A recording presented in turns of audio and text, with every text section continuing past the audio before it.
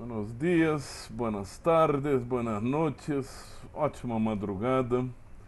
Espero que você esteja bem, saudável, protegido, feliz com o seu time de futebol, porque fora isso, nada mais. Hoje, depois da semana passada, na semana passada nós demos por encerrada a leitura do livro 2 do Capital, ou seja, as turmas C e D já completaram 2/3 do percurso, restando apenas o livro terceiro com todos os seus problemas. O livro terceiro, por incrível que pareça, cronologicamente foi o primeiro a ser escrito. Marx, em 1863, preencheu 2 esboços para o livro primeiro e sentiu que agora ia. Né? Então a primeira tarefa a que ele se dedicou foi escrever o livro terceiro. No meio da redação do livro terceiro, ele escreveu o primeiro esboço, o primeiro manuscrito para o livro 2. Depois de escrever o livro terceiro inteiro, cujo manuscrito só foi publicado em 1992, e hoje em dia já temos até uma tradução americana, né? Por favor, quem quiser traduzir aí, entre em contato. Depois disso, ele escreveu o livro 1 do Capital, que foi publicado em 1867, e ali, entre idas e vindas das várias edições do livro 1, se dedicou aos manuscritos que Engels teve que sintetizar no livro 2 que acabamos de examinar. O livro 3 recebe, né, o título retirado de uma carta endereçada ao próprio Engels, né? O processo completo de produção capitalista, que em algumas traduções pelo mundo, inclusive aqui no Brasil, recebe o nome de processo total de produção capitalista. E esse terceiro livro, ele pode ser considerado uma síntese, né, uma resultante dos 2 outros, né, por que não? Quer dizer, eu já estabeleci uma série de, já deduzi uma série de leis de funcionamento, as leis de produção do capital. Descubro que quando este capital sai para passear pelo mundo eu tenho problemas, né? Ao fim do livro 2, postulo as condições de ciclo de rotação do capital social inteiro e mais de sua expansão, preservando, né, conservando os seus elementos, remunerando o trabalhador e, claro, remunerando também o capitalista que toma a decisão, não por vontade própria, é verdade, de investir uma parte de sua mais-valia e de consumir-lhe outra. O que falta fazer? Né? O querido professor Mário Poças falava, se Marx não tivesse se preocupado com esse negócio de valor e preço, tivesse ido direto para as questões de monopólio, de oligopólio, possivelmente a gente ia ganhado muito tempo do ponto de vista teórico. Né? Mas o fato é que o livro 3 vai tratar da distribuição de renda, não do ponto de vista do trabalhador, a renda do trabalhador já está paga, ele já se ferrou, está diminuindo, está desempregado, está trabalhando menos, está ganhando pouco, está ganhando o necessário, e agora eu tenho que examinar o destino das pessoas do capital. O comerciante, o industrial, o capitalista industrial, o capitalista do transporte. E finalmente, no final da exposição, eu tenho 2 ramos muito importantes, né?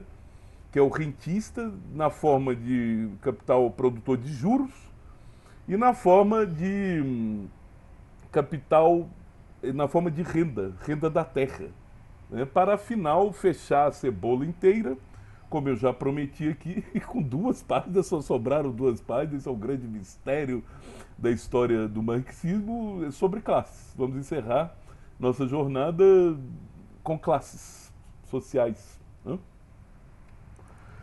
Portanto, quer dizer, e o título do manuscrito de 64, 65, quando Marx escreve o livro 3, são as figuras, né? As figuras do processo completo. Né? Quer dizer, então, os tipos de capitalista que emergem. A gente poderia chamar dos tipos de pessoas que estão vivendo, se apropriando do trabalho alheio, ou marxianamente do que não é seu. Né? E a primeira questão, então, que nós temos diante de nós, retomando aqui a ideia do professor Posas, é a ideia de concorrência. Né? A gente passa muito tempo num curso de economia discutindo concorrência. Existe concorrência perfeita? Não, não existe. Não existe concorrência perfeita. Né? Mas a gente supõe que exista. Então aqui nós vamos mensurar os impactos da concorrência, que não é tão perfeitinha assim, é bem complicadinha, no destino dos capitalistas, no destino dos empresários. E temos de encarar um fato que vai se tornar a pedra de toque de toda a crítica à teoria marxiana no século XX. Né? A gente já viu um capítulo muito bonito e importante do marxismo, que são as leituras sobre a reprodução ampliada. E tem a página horrorosa da história, que foram os debates em que o marxismo entrou a reboque. Né? Como eu já falei, marxismo, a obra de Marx, se não houvesse a União Soviética e os bolcheviques, Marx seria uma curiosidade tão interessante quanto Schmöller. Né? A ciência econômica teria seguido seu curso, o mainstream seria o que seria, Keynes teria vindo, tacado fogo no parquinho, mas o fato é que Marx se torna um economista, e se torna um economista importante no pensamento econômico ex post. Né? Quando as questões apaixonantes do movimento dos trabalhadores, do atraso econômico, né? Já falei aqui da história do pensamento econômico comunista no Brasil, quer dizer, os anarquistas, os comunistas foram os primeiros a pensar as questões de desenvolvimento do Brasil de maneira consequente, de maneira política. Páginas que são limadas de qualquer curso de HPS sem cerimônia. Muito bem, aqui no livro 3 aparece então a pedra de toque, o grande problema teórico da obra de Marx, que vai ser como tal tratado.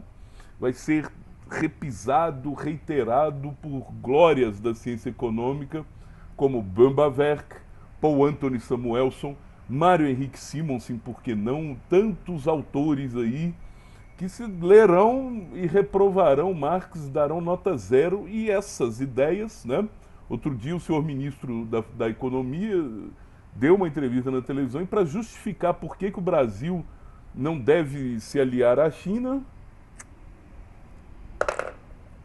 Disse lá que Marx está errado por causa dessas duas sessões que nós vamos examinar nesta gloriosa semana de primavera. Né?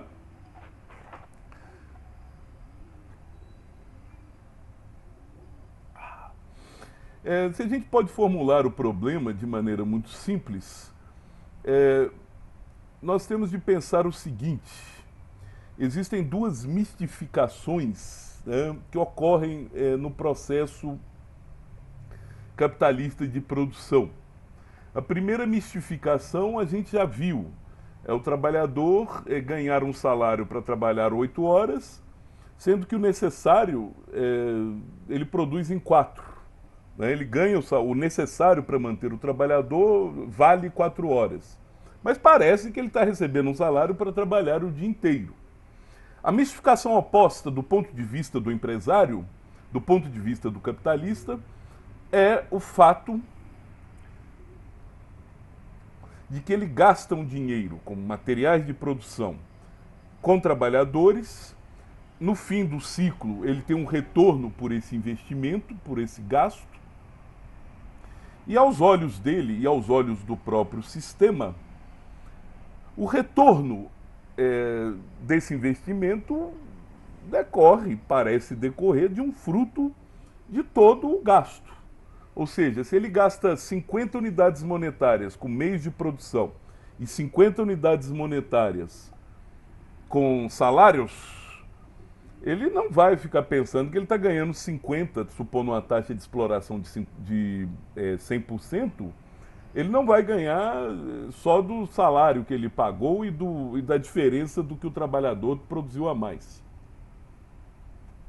Ele está ganhando 50, que é uma taxa de lucro absurda, mas tudo bem.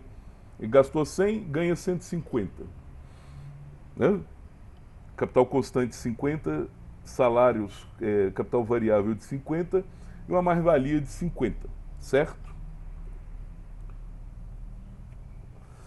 A esses 50 nós chamávamos de mais-valia, mas podemos chamar aqui de lucro, que é o retorno monetário sobre o capital despendido pelo capitalista.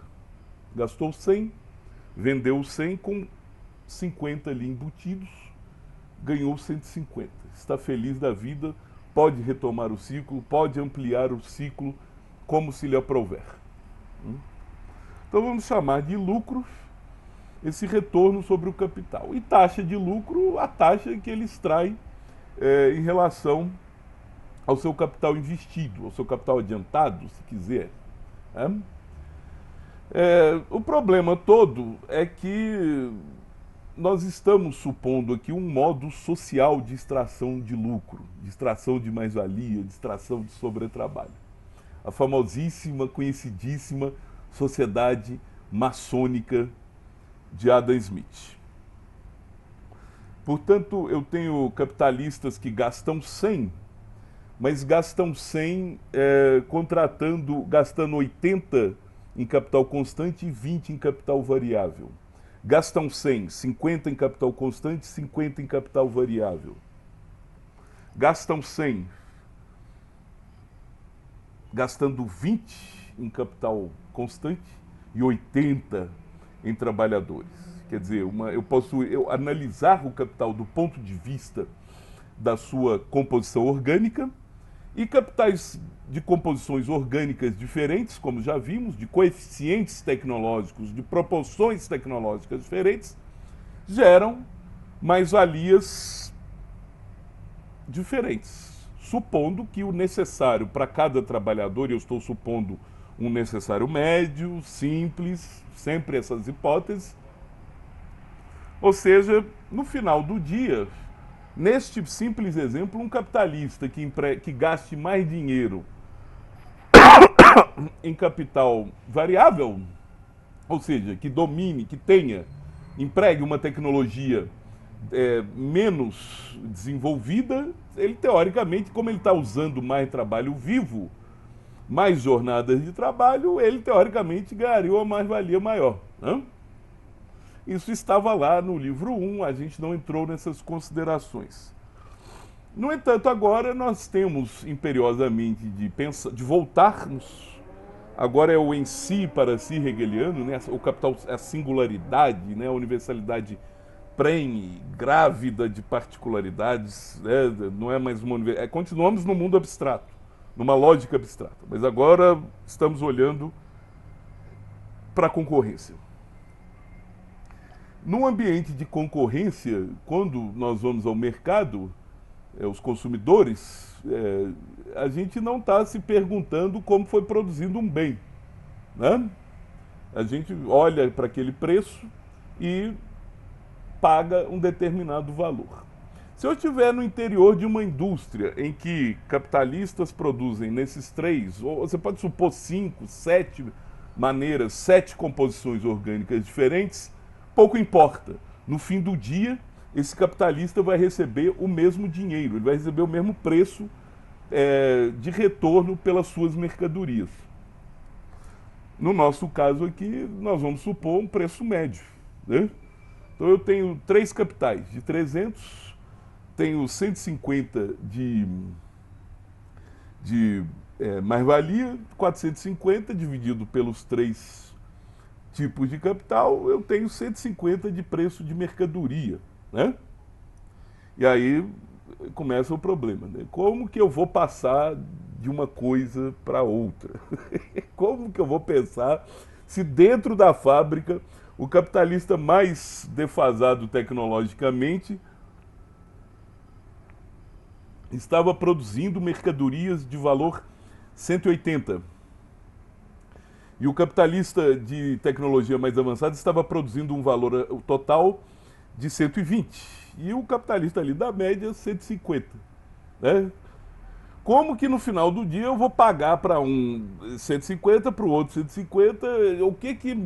O que ocorre, e aí se cunhou essa expressão, que é o considerado, né, o calcanhar de Aquiles da teoria do valor de Marx.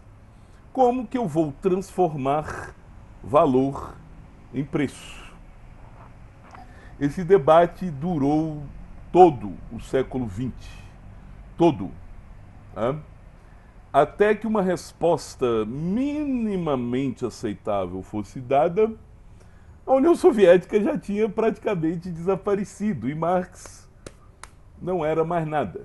Ou seja, o marxismo perdeu tanto tempo debatendo essa questão que se esqueceu de debater as questões importantes. Não que não tenha feito isso, né, mas isso colocou, assim como em outras áreas, como a filosofia, por exemplo, questão da ontologia, isso colocou o marxismo a reboque de debates que não eram seus, de problemas que não eram seus e de maneiras de formular o problema que não interessavam. Né? Então, colocar o problema como uma transformação de valor e preço, quer dizer, um capitalista menos produtivo produz 180 unidades monetárias, o capitalista mais produtivo 120, né, de valor. Como que eu vou passar para a média dos dois? Como que no fim do dia os dois vão ganhar 150? Simplesmente porque os dois são price takers. Eles já sabem que terão de vender suas mercadorias por 150. Eles são tomadores de preço. Né? Então, pouco importa neste primeiro momento, no tempo 1, no T1, o nível tecnológico. Né? Quer dizer, eu estou pensando aqui em duas instâncias que são a mesma. Do ponto de vista do valor, existe um capital tecnologicamente mais produtivo e um menos produtivo. O menos produtivo gera um valor maior. Mas na hora de receberem lá o preço, os dois recebem a mesma coisa e estão satisfeitíssimos. Gastamos 100, ganhamos 150, ou seja, um lucro de 50 para os dois, certo? E aí, então, o que isso quer dizer? Né? Quer dizer, se eu parasse aqui a exposição, tá, tudo bem, eu não tenho nenhum problema. Nós temos que aceitar, infelizmente, a metafísica da dialética. Né? Quer dizer, quando eu olho para o valor, o que eu estou olhando? Eu estou olhando a minha capacidade produtiva de extrair mais trabalho. Só que, contraditoriamente, o sistema vai andando, vai se movendo em direção a tecnologias melhores. Ou seja, vai intensificando a capacidade do trabalhador de operar um mundo cada vez maior, né? A unidade de capital constante por trabalhador. Né? Então, se eu faço várias vezes esse ciclo, quem estará em condições melhores de desenvolver o poder de mercado? Quem se fortalece quando investe em tecnologia no médio e no longo prazo? Aquele capitalista que está produzindo com menos trabalhadores. Está produzindo com menos trabalhadores. Ele está ganhando no tempo 1 com a exploração geral dos trabalhadores. Né? Porque ele está concorrendo com capitais com salários baixos. Né? A empresa ali do lado está pagando tudo, então ele também pode pagar menos. Mas se esse negócio se reproduz várias vezes no tempo, ou seja, por exemplo, eu posso pensar numa oferta crescente, né, num processo de vários momentos, o capitalista mais eficiente, ele vai, por exemplo, poder baixar o lucro dele. Ele vai poder baixar o preço dele. Ele vai poder produzir mais com menos. Ele vai ganhar poder de mercado. E o capitalista defasado tecnologicamente só tem um recurso. O único recurso que ele tem é pagar abaixo do necessário para o trabalhador. Mas mesmo fazendo isso, no médio prazo, ele, se não se moderniza, ele também vai desaparecer do mesmo jeito. Né? Seja como for, então tem um garantidor de baixos salários, que é o capitalista defasado tecnologicamente, e tem um garantidor de progresso tecnológico. É o capitalista que vai investindo e vai repondo o capital constante em condições de maior escala. Né? Quer dizer, ele vai poder ampliar o poder de mercado dele. Seja como for, é uma hipótese. Então esse é o sistema único temporal. Quer dizer, as coisas saem entram na fábrica e saem da fábrica com o mesmo preço e o mesmo valor. Existe uma discrepância? Existe. Existe essa discrepância. Mas o que os capitalistas vão apurar em concorrência é a média. É um lucro médio. Senão, tem deslocamentos. Quer dizer, se eu respeito as hipóteses, aqui Marx está respeitando as hipóteses de Smith e Ricardo. Concorrência perfeita, livre mobilidade de capitais. Eu posso ter uma expansão da oferta, e se eu tenho uma expansão da oferta, eu tenho uma queda dos preços. E entendo uma queda dos preços,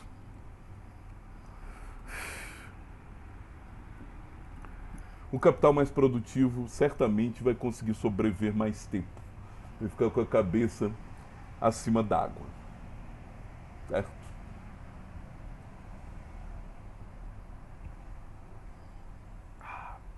O mais chocante dessa história é que este é um ponto, embora a leitura do livro 3, as duas primeiras sessões, elas pareçam muito ainda com problema, né? Essa questão de passar do estático para uma dinâmica, né? Em que eu posso ver o capitalista tecnologicamente defasado saindo do mercado, o ganho de poder de mercado que já implica monopólio, né? Ou oligopólio, sei lá.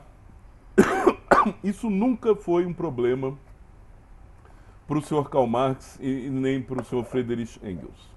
Você pega as cartas todas da década de 1860 e esse problema absolutamente está resolvido na cabeça do autor. Mal sonhava ele o tanto de embaraços que isso iria causar. Né? Eu coloco o problema da rotação aqui, nós vamos deixar de lado, vamos fingir aqui que a rotação não é um problema por enquanto, né? Mas um capitalista tecnologicamente mais avançado, teoricamente, ele pode realizar vários ciclos do capital circulante e ganhar um pouco mais por ano, por exemplo. Né? Quer dizer, quando eu tenho um capital fixo maior, se eu rodo mais rápido o circulante, mas o importante é entendermos o seguinte: existe uma sociedade maçônica chamada capital. E este capital extrai o mais trabalho de todos os setores. E em todos os setores eu tenho um retorno sobre a quantidade investida, sobre a quantidade aplicada. E, na média, todos os capitalistas, eu estou postulando, teoricamente, a existência de, dado uma massa de capital, constante e variável, dada uma massa de excedente, esse excedente se distribui irmãmente entre os capitalistas. Irmãmente. Por que isso é importante? É uma surpresa dizer isso hoje em dia, né, quando a economia cuida de bem-estar, de consumidores, de não sei o quê, mas existe um motor que move este mundo que nós estamos tentando analisar aqui na leitura deste livro. Chama-se lucro. O quanto eu sou capaz de obter com a quantidade que eu invisto. Este é o motor. Né? E várias partes do livro, Marx aponta as exceções. Né? Vou rebaixar o salário, vou fazer economia, né, de de capital constante, né?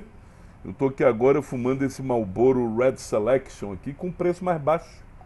A Philip Morris não estava aguentando a concorrência do cigarro paraguaio.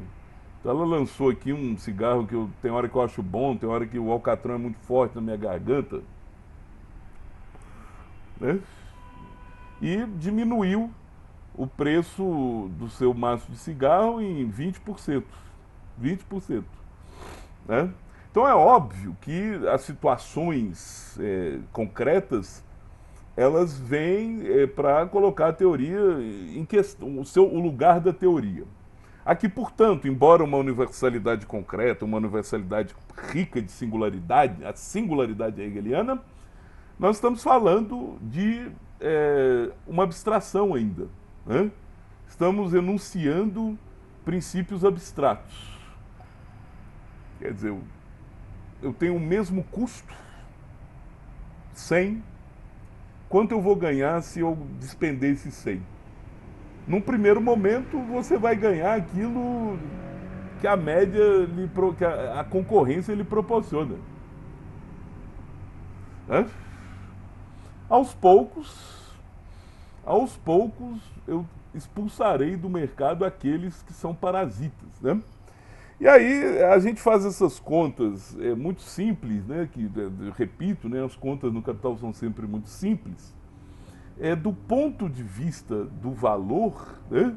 Quer dizer, o capitalista que produziu um valor de 120 e ganhou 150, é como se eu tivesse uma drenagem de valor para ele, né? Quer dizer, o valor do mais improdutivo, que produziu um valor de 180, eu tenho uma drenagem de valor em direção a o capitalismo, o setor superior, como Marx fala, da economia. O setor superior mais desenvolvido tecnologicamente. Mas cada um recebeu 150, eu não estou vendo, eu não vejo isso. Né? No curto prazo você não vê mesmo. O camarada está ganhando 120 ali, mas ele vai adquirindo a capacidade de extrair esse mais valor de toda a sociedade. Né? E é por isso que, em relações internacionais, em análises marxistas de relações internacionais, supondo a concorrência entre os países, o país mais avançado sempre terá uma vantagem. E que vantagem será essa? Ele vai se tornar um rentista. Ele terá monopólios tecnológicos frente aos quais os países menos privilegiados, nós outros, nós não teremos condição. Nós estaremos sempre correndo atrás do prejuízo que se manifesta eventualmente num desequilíbrio externo, né? Numa dependência externa de capitais que já foram e voltam. Né? Nós vamos falar disso durante a semana. O importante aqui, então, é guardar as novas categorias que surgem, o preço de custo, que é o quanto o empresário gasta para produzir, capital constante e variável. A gente pode botar rotação aí na brincadeira também, mas hoje não vai ser o caso. E o preço de produção, que é o custo mais o lucro médio. Né? Eu estou olhando para uma capacidade média de a sociedade lucrar. Estou olhando, e aí começa outro tipo de bagunça dentro do marxismo, que são as estimativas da lucratividade do sistema. Capacidade de extrair mais trabalho com dado gasto, com dado investimento inicial. Já mostramos aqui, pela lei geral da acumulação capitalista, que quanto mais eu invisto em capital constante, capital fixo, em materiais de produção caros, em relação ao próprio trabalhador, mais difícil fica de extrair esse trabalho vivo, contraditoriamente. Contraditoriamente vai ficar mais difícil lucrar e eu vou pensar numa tendência à queda da taxa de lucro. Mas, por enquanto, o mais importante é pensar numa abstração que, repita-se, poderíamos não ter tido tanta, não poderia ter não tido tanta importância assim, mas teve. Eu entro na fábrica, eu já sei o preço de concorrência que vai me caber. Se eu produzo com uma composição orgânica inferior ou superior, a concorrência vai me remunerar. O destino dos capitais menos produtivos, ou seja, menos avançados tecnologicamente, é a perda de poder de mercado. É a perda de poder de mercado. Um capital tecnologicamente mais avançado pode produzir mais mercadorias, pode abocanhar uma fatia maior do mercado, eventualmente o mercado inteiro, né? E a partir daí o preço deixa de ser concorrencial. São dois problemas, então, que nós devemos reter aqui. Primeiro, lamentar esses anos todos. Esses debates não são de todo infrutíferos, quem somos nós para dizer isso, né? Mas também não são o fim da linha para a teoria marxista. Nós estamos aqui dando corda para a teoria canônica clássica. Concorrência, livre mobilidade de capitais, né? Portanto, se eu assumo, então, em primeiro lugar, essa questão de remuneração do capital. Quer dizer, eu tenho uma sociedade com estoque de capital e o quanto eu posso extrair de sobretrabalho de todo esse capital. Supondo a concorrência, cada dispêndio proporcionalmente receberá o que lhe cabe, né? Eu gastei 100 e recebo 50, a taxa de lucro de 50. Estamos medindo, então, a capacidade do sistema de extrair lucro, a lucratividade do sistema. E quanto mais difícil ficar essa lucratividade, o sistema ora vai andar muito rápido, ora vai se desacelerar, né? Eu tenho um motor, a taxa de lucro, né, a capacidade que eu tenho de extrair lucro sistêmico. E é por isso, em resposta àqueles que dizem, não, isso é uma bobagem, porque eu sempre tenho oligopólio, sempre tenho monopólio. Então por que eu tenho que colocar isso na teoria?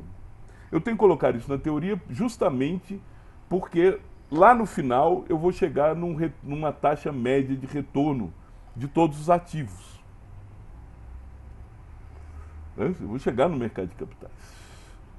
Então aqui existe, da economia do texto marxiano, existe um sentido em colocarmos esse problema, né? Formularmos dessa maneira tão singela a equiparação dos lucros dos diversos empresários que extraem mais-valia das diversas maneiras. O mais atrasado tecnologicamente, que a gente pode chamar de capital preguiçoso, o que ele vai contribuir? Ele vai contribuir com o que ele vai contribuir? Ele vai contribuir com a exploração maior. Ele vai querer continuar explorando e eventualmente estender a jornada, etc, etc. Né? O capitalista tecnologicamente mais avançado vai se beneficiar disso, claro, de um rebaixamento do tempo necessário, abaixo do necessário, se quiserem. Mas, por outro lado, tendencialmente, ele vai obter poder de mercado. Ele obtém poder de mercado. Na hora de repor o capital ali na frente, na hora de aumentar a escala, em todas essas circunstâncias, ele terá melhores condições do que os seus concorrentes menos afortunados. Esse jogo de forças é que a gente precisa reter aqui. Quer dizer, uma força entre um aumento do capital constante, por um lado, e, por outro lado, da exploração do trabalho necessário, um rebaixamento de salários, por exemplo, do ponto de vista do preço. Essas forças todas atuam e implicam a capacidade que nós temos, teoricamente, de postularmos abstratamente que existe uma lucratividade sistêmica. Existe uma lucratividade que perpassa todos os setores. Isso é uma abstração irrazoável? Decida você mesmo. ela, no entanto, joga um jogo aqui muito importante. Quer dizer, esta abstração de uma lucratividade média do sistema, é óbvio que ninguém vai sair de uma petroquímica e vai abrir uma loja de coxinha de catupiry. Uma loja de coxinha de catupiry não vai virar um hotel da noite para o dia, né? Mas, supondo que Adam Smith estivesse certo, né, que tivesse uma lei gravitacional, uma livre mobilidade de capitais, de trabalhadores, na média eu extraio uma determinada quantidade de lucro. Se eu estiver gastando menos e ganhando mais, é óbvio que o setor vai sofrer mutações, né? Então, esse é o problema da transformação. A resposta que a gente adota aqui é o sistema temporal único, que tem a ver com mistificação. Quer dizer, os capitalistas todos são tomadores de preços, não têm, por enquanto, poder de mercado. Gastam 100, ganham o lucro médio da sociedade. Eu tenho um deslocamento, uma doação de valor para o capitalista mais poderoso tecnologicamente, mas que não aparece ali no primeiro momento. Ele está ganhando 150 do mesmo jeito que o outro, né? Mas faça essa brincadeira 6 vezes, 10 vezes. Aumente a quantidade ofertada, aumente a escala. E aí os problemas aparecem, né? Quer dizer, quando eu tenho que gastar 200 em capital constante e variável, em cima e embaixo, por exemplo, né? Quando o preço de custo vai subindo, qual vai ser a capacidade de um e de outro capitalista de sobreviver? No ambiente da concorrência, por enquanto, é uma concorrência perfeita. Mas no momento seguinte eu posso sim promover uma guerra de preços, vender abaixo do custo, né? E assim sucessivamente, sem falar nas rotações, certo? Esse é o problema da transformação. Não é que a mercadoria chega valendo 180 e sofre uma mutação e passa a valer 150 no mercado. Não. O empresário já viu que ela custa 150, ele vai gastar 100. Portanto, se a gente não aceita que a ciência econômica é feita de níveis de abstração, do mais simples, do mais essencial, que é o confronto, a produção. A produção é o momento preponderante, a essência. Mas eu vou colocando camadas de cebola até chegar na realidade. E a realidade parece contradizer o que eu disse no começo, o que eu disse na essência, a essência que eu descrevi. Mas na semana que vem, a gente vai tentar então casar a lucratividade, o lucro e a mais-valia, como forças gravitacionais, inescapáveis, inelimináveis. Quer dizer, postular que existe uma lucratividade média vai significar, no futuro, eu pensar em mercados que estão dando retorno, mercados que não estão dando retorno, risco, interrupção de cadeias produtivas inteiras. Enfim, uma série de coisas cujo fenômeno, cuja manifestação fenomênica é o lucro e sua taxa. Enquanto eu estiver lucrando aceleradamente, rodando, o capital, o crédito aparece, pleno emprego, etc. E quando não for assim, o que eu tenho, né? Como é que eu vou voltar até começar a queimar os estoques de café do presidente Getúlio Vargas, né? Vamos guardar então essa simplicidade por trás, a complexidade, vamos simplificar as coisas aqui.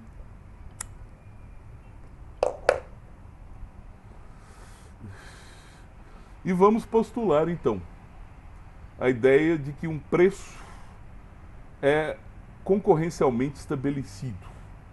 E ele remunera o capitalista na condição de sócio proprietário de uma alíquota parte de todo um sistema maçônico de exploração de trabalho, de extração de mais trabalho.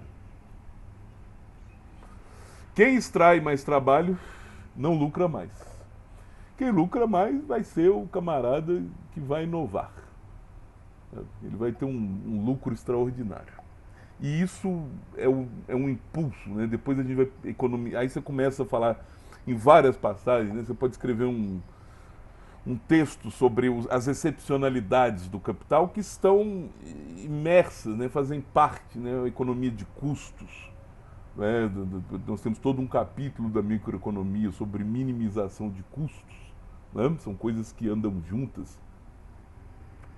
Ao fim e ao cabo, haverá empresários com mais poder e empresários tendendo a desaparecer. Assim, a renda do capital, do capitalista, ela se distribui. E ela parece que se distribui irmãmente. Né? Mas não é bem assim. Eu terei capitalistas ganhando poder de mercado todos os dias. E capitalistas que acreditam que podem manter a sua taxa de exploração, manter a sua tecnologia intocada, que acreditam que cada dia vai ser igual ao outro. É o caso do capital brasileiro.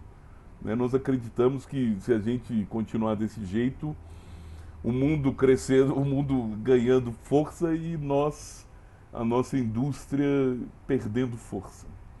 Não é à toa que um dos fortes candidatos a presidente da Fiesp virá de Minas Gerais. Né? Um dos candidatos a presidente da Fiesp é um mineiro. Né? São tristes tempos, são tempos desafiadores, e a lição que a gente tirou do livro 2, aqui nesse começo do livro 3, continua valendo.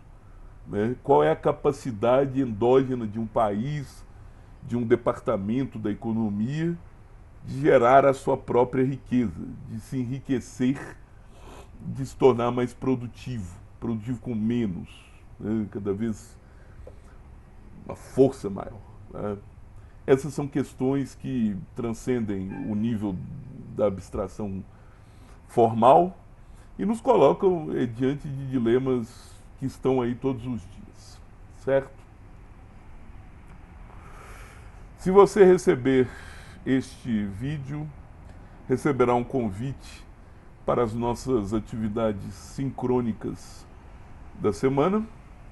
Enviarei também um texto do professor João Antônio de Paula, Cabotinismos à parte, é um texto que resume toda a polêmica e inventaria o próprio texto de Marx a respeito do falcianíssimo problema da transformação de valores em preços. Vamos pensar um pouco dialeticamente, lamento. Se você não pensa dialeticamente, vai ficar muito difícil a sua jornada nesta semana. Fique bem, proteja-se, cuide-se, reze pelo Clube de Regatas do Flamengo, reze pelo nosso triste Brasil. Tudo de bom e até a próxima.